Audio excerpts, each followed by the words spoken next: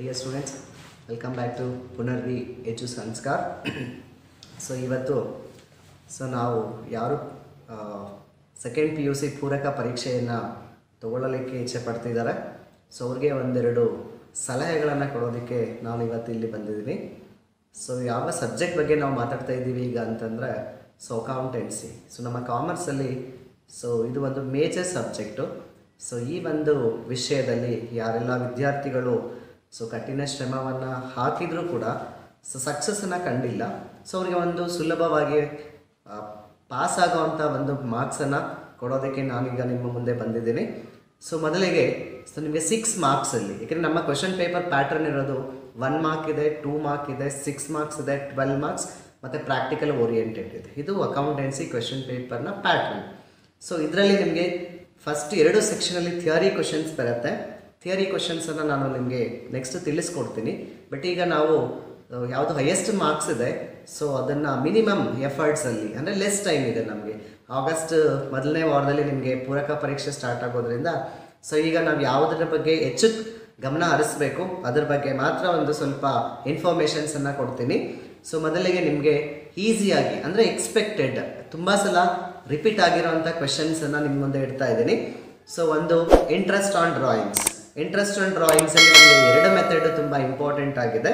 So ಅದು ಒಂದು product method simple one, ಅಂದರೆ ತುಂಬ ಸಲ ಈ ಒಂದು ಕ್ವೆಶನ್ನು ರಿಪೀಟ್ ಆಗಿರೋವಂಥ ಕ್ವೆಶನ್ನು.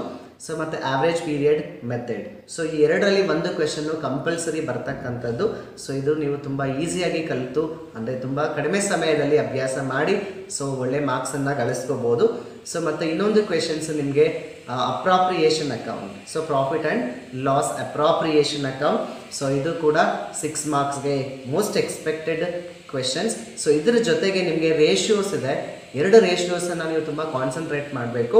ಸೊ ಒಂದು ಸ್ಯಾಕ್ರಿಫೈಸ್ ರೇಷಿಯೋ, ಸೊ ಒಂದು new profit sharing ratio. So ಎರಡರಲ್ಲಿ ಯಾವುದಾದ್ರು ಒಂದು ನಿಮಗೆ ಬರುತ್ತೆ. ಸೊ ಅದನ್ನು ನೀವು ಸ್ವಲ್ಪ ಹೆಚ್ಚು ಗಮನ ಕೊಡಿ, ತುಂಬ ಕಡಿಮೆ ಸಮಯದಲ್ಲಿ ನೀವು ಅದನ್ನು ಪ್ರಾಕ್ಟೀಸ್ ಮಾಡಿ ಸೊ ಮತ್ತು ಸ್ಕೋರನ್ನು ಮಾಡ್ಕೋಬೋದು. ಸೊ ಅದರ ಜೊತೆಗೆ ನಿಮಗೆ ಇನ್ನು 6 ಮಾರ್ಕ್ಸಲ್ಲಿ issue of shares. So issue of shares 6 entries, 6 journal ಎಂಟ್ರೀಸನ್ನು ಬರೆದ್ರೆ ಸಾಕು, ನೀವು 6 ಮಾರ್ಕ್ಸನ್ನು ಗಳಿಸ್ಕೋಬೋದು. ಎಂಟ್ರೀಸನ್ನು ಪ್ರಾಕ್ಟೀಸ್ ಮಾಡಿದ್ರೆ ಸೊ 100% ನೀವು 6 ಔಟ್ ಆಫ್ 6 ಗಳಿಸ್ಬೋದು.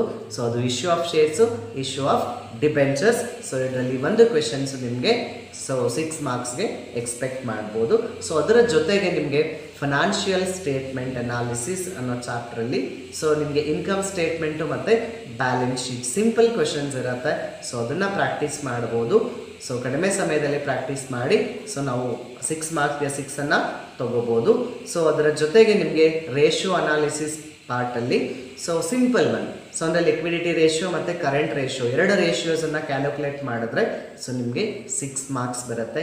ಇಷ್ಟು ಕ್ವೆಶನ್ಸನ್ನು ಪ್ರಾಕ್ಟೀಸ್ ಮಾಡಿದ್ರೆ ಸೊ ಆಲ್ಮೋಸ್ಟ್ ನಾನೀಗ ಏನು ಕ್ವೆಶನ್ಸ್ ನಿಮ್ಮ ಮುಂದೆ ಇಟ್ಟಿದ್ದೀನಿ ಸೊ ಎಲ್ಲ ಕ್ವೆಶನ್ಸು ಸೊ ನಾವು 100% ಎಕ್ಸ್ಪೆಕ್ಟೇಷನ್ಸನ್ನು ಮಾಡ್ಬೋದು. ಯಾಕಂದರೆ ಎಲ್ಲ ಎಕ್ಸಾಮಿನೇಷನ್ಸಲ್ಲೂ ರಿಪೀಟೆಡ್ ಕ್ವೆಶನ್ಸನ್ನು ನಾನು ನಿಮಗೆ ತಿಳಿಸ್ತಿದ್ದೀನಿ.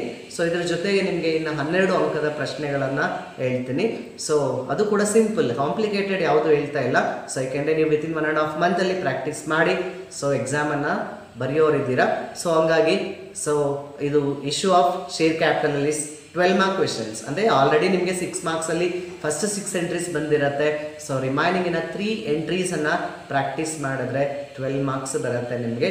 ಸೊ ಅದು ಒಂದು ಕ್ವೆಶನ್ಸು ಸಿಂಪಲ್ ಆಗಿರ್ತಕ್ಕಂಥದ್ದು, ತುಂಬ ಕಡಿಮೆ ಕ್ಯಾಲ್ಕುಲೇಷನ್ಸ್ ಇರ್ತಕ್ಕಂಥ ಒಂದು ಕ್ವೆಶನ್. ಸೊ ಅದರ ಜೊತೆಗೆ ಸೊ ಫೈನಾನ್ಷಿಯಲ್ ಸ್ಟೇಟ್ಮೆಂಟು, ಕಂಪ್ಯಾರಿಟಿವ್ ಮತ್ತು ಕಾಮನ್ ಸೈನ್ಸ್.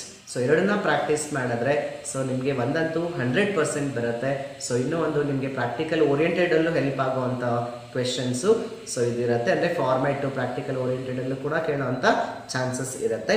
ಸೊ ಮತ್ತು ಇನ್ನು ಪ್ರಾಕ್ಟಿಕಲ್ ಓರಿಯೆಂಟೆಡ್, ಯಾಕಂದರೆ ನಿಮಗೆ 4 ಕ್ವೆಶನ್ಸ್ ಇರುತ್ತೆ, ಅದರಲ್ಲಿ 2 ಬರೆದ್ರೆ 10 ಮಾರ್ಕ್ಸ್ ಈಸಿಯಾಗಿ ಬರ್ತಕ್ಕಂಥ ಒಂದು section.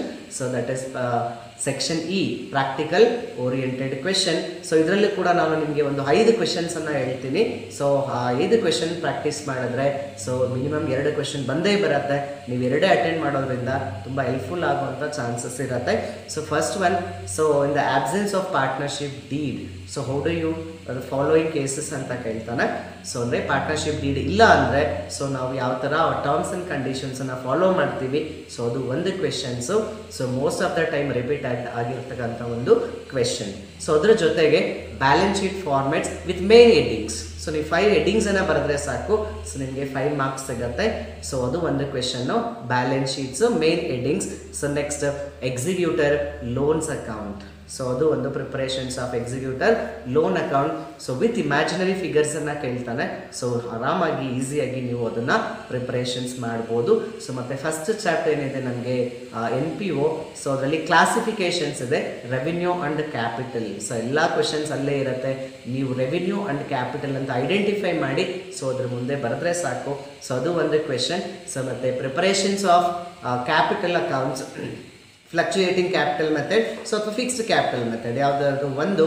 So with imaginary figures ಆಗಿ ಕೇಳ್ತಾನೆ ನಿಮಗೆ preparations of capital account. So ಇಷ್ಟು ಕ್ವೆಶನ್ಸನ್ನು ಈಗ ನಾನು ಏನು ಹೇಳಿದ್ದೀನಿ, ಸೊ ಇಷ್ಟು ಕ್ವೆಶನ್ಸನ್ನು ನೀವು ಪ್ರಾಕ್ಟೀಸ್ ಮಾಡಿದ್ರೆ ಖಂಡಿತ ನಿಮಗೆ ಸೊ ಮಿನಿಮಮ್ ಅಂದರೂ 50 ಅಂಕಗಳನ್ನು ತಗೊಂಡು ಸೊ ನೀವು ತೇರ್ಗಡೆ ಆಗ್ಬೋದು. ಸೊ ತುಂಬ ಯೂಸ್ಫುಲ್ ಇದೆ. So thank you.